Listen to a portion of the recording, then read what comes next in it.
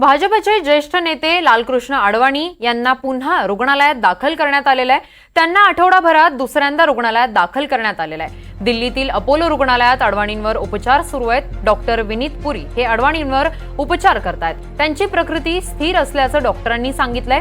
यापूर्वी 27 जून रोजीही लालकृष्ण अडवाणींची प्रकृती खालवल्यानं त्यांना रुग्णालयात दाखल करण्यात आलं होतं। या संदर्भात अधिकची माहिती देण्यासाठी आमचे प्रतिनिधी रामराजे शिंदे आपल्या सोबत आहेत। रामराजे, आता सध्या अडवाणींची प्रकृती कशी आहे?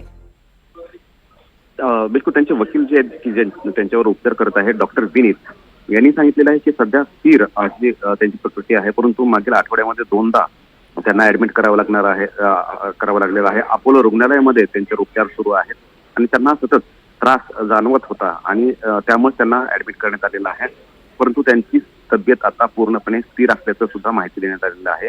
परंतु नेमकं काय झालं हे डॉक्टरांनी अद्यापही सांगितलेलं नाहीये, परंतु ऍडमिट करण्यात आलेलं आहे आणि त्यांच्यावर इमर्जन्सी वॉर्डमध्ये त्यांना ऍडमिट करण्यात आलेलं आहे आणि लक्ष सुद्धा ठेवून आहे डॉक्टर। अगदीच धन्यवाद रामराजे, तुम्ही दिलेल्या सविस्तर माहितीसाठी।